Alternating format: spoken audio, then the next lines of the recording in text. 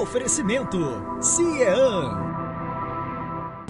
Conheça o Memorial Petrônio Augusto Pinheiro.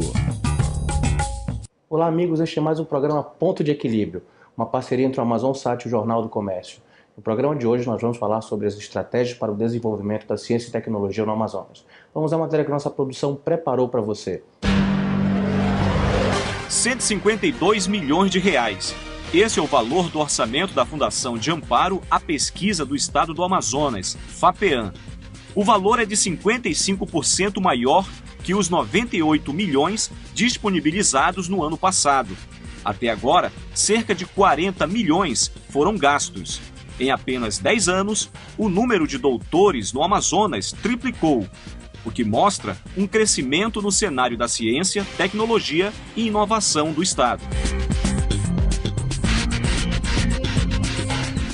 E para falarmos deste assunto, nós convidamos hoje o secretário de Estado de Ciência, Tecnologia e Inovação do Governo do Amazonas, o professor Dr. Odenildo Sena. Professor Odenildo, seja muito bem-vindo ao nosso programa Pontos de Equilíbrio. Muito obrigado. Prazer enorme estar aqui com você. Eu não o vi há muito tempo, né? E Verdade. voltar a encontrá-lo para falar de um tema tão vibrante como ciência e tecnologia é muito bom. Professor, como está o atual cenário da ciência e tecnologia aqui no nosso estado? Eu penso que, para mostrarmos esse cenário, o ideal é pegarmos alguns números. Por exemplo, em 2002, existiam 433 doutores em atuação no estado do Amazonas. Hoje, nós passamos de 2.000 doutores. Ou seja, em apenas 10 anos. Em apenas 10 anos, é muita coisa. Em 2002, nós tínhamos 210 grupos de pesquisas no Amazonas. Hoje nós temos 428 grupos de pesquisa. Isso dá uma dimensão razoável do que significa um estado que conta, que não contava antes e que passou a contar a partir de 2003 com um sistema público estadual de ciência e tecnologia. Esse foi o divisor de águas, então? Esse, com certeza, foi o divisor de águas. Não se quer dizer com isso que até 2003 não se desenvolvia pesquisa no Amazonas. Sim, isso acontecia de forma um pouco dispersa. Nós temos aí o INPA, que é uma instituição bastante antiga, nós temos a nossa Universidade Federal, né? A UEA, muito mais nova, né? Mas os nossos pesquisadores, eles disputavam recursos nacionalmente, nos editais nacionais da FINEP, da CAPES, do CNPq. Com a criação do sistema público estadual e particularmente no interior desse sistema público, de uma agência como a Fundação de Amparo à Pesquisa, com o propósito exclusivo de fomentar a pesquisa e a formação de recursos humanos, esses pesquisadores aqui do estado passaram a competir entre si. Essa competição entre si os qualificou muito mais para concorrer aos editais nacionais, de tal modo que, a partir dessa disputa interna, nós passamos a trazer muito mais recursos federais para o estado do Amazonas. Ou seja, esse crescimento vegetativo decorrente do investimento inicial aportou mais recursos de outras fontes e nós criamos aí um círculo virtuoso em favor da pesquisa. Virtuosíssimo. Eu cito um exemplo que é bem contundente. Era impensável há tão pouco tempo, Marcelo, nós trazermos aqui para o Amazonas 5 institutos nacionais de ciência e tecnologia, num edital lançado há 4 anos pelo Ministério da Ciência e Tecnologia através do CNPq. E nós concorremos de igual para igual. Nós temos hoje 4 institutos nacionais sediados no INPA e 1 na UEA.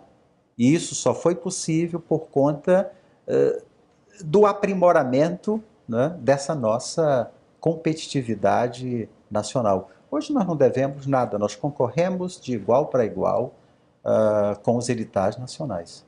E que outras frentes o senhor reputa como grandes avanços decorrentes da introdução aqui no estado desse sistema de ciência e tecnologia? O senhor mencionou a multiplicação do número de doutores, nós temos aqui também o número de mestres, de pesquisadores de modo geral, esse ciclo virtuoso que surgiu a partir da chegada de novos atores, mas que outras frentes o senhor reputa significativas nesse processo? A questão que envolve recursos humanos, né, e você relembrou aí outros dados em relação a mestres, ela é fundamental.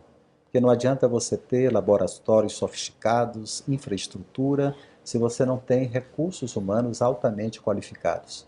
Eu diria que, a despeito de termos dado esse salto grande na formação de recursos humanos, imagine você que hoje a Fundação contabiliza um pouco mais de 800 bolsas para formar doutores, né? Isso significa um salto muito grande. Mas, a despeito disso, os desafios na formação continuam sendo muito grandes. E você imagina o seguinte, qual o tempo que se leva para formar um doutor? São 4 anos. Já está respondendo, inclusive, minha próxima pergunta, que seriam os desafios. Exato. O tempo é um deles. O tempo é um deles. São 4 anos. Então, quando a gente fala, olha, estamos comemorando 10 anos do Sistema Público Estadual de Ciência e Tecnologia, a gente está fazendo isso com muita alegria, porque as mudanças foram muito radicais e contundentes nesses últimos 10 anos, né? Mas a gente tem ciência de que há muito desafio pela frente, porque, veja você, a Fundação de Amparo à Pesquisa do Estado de São Paulo tem 50 anos. O CNPq, que é a referência do fomento à ciência no Brasil, tem 60 anos. Nós temos 10 anos, então é muito pouco tempo, mas ainda assim a gente tem muito a comemorar. Eu vejo também um outro aspecto que é decorrente, né, de todo esse esforço do governo do Estado nos últimos anos, que é a interiorização da ciência. Era impensável há tão pouco tempo você saber que lá em Humaitá, lá em Tabatinga, lá em São Gabriel da Cachoeira, lá em Quari, nós temos núcleos avançados de pesquisa, ou seja, interiorizou-se a ciência no Estado.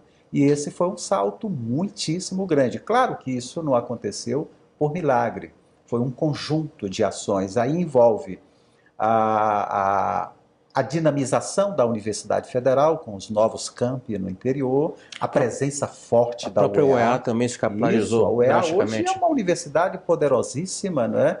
E está promovendo uma revolução nesse interior do Estado. Então, veja, a presença dessas universidades, o fomento à pesquisa via FAPEAM, isso permitiu com que a pesquisa se interiorizasse, saísse, portanto, da capital. Muito bem, assim nós chegamos ao final deste primeiro bloco. No próximo bloco nós vamos falar sobre inovação. Até já. Oferecimento CIEAM. Conheça o Memorial Petrônio Augusto Pinheiro.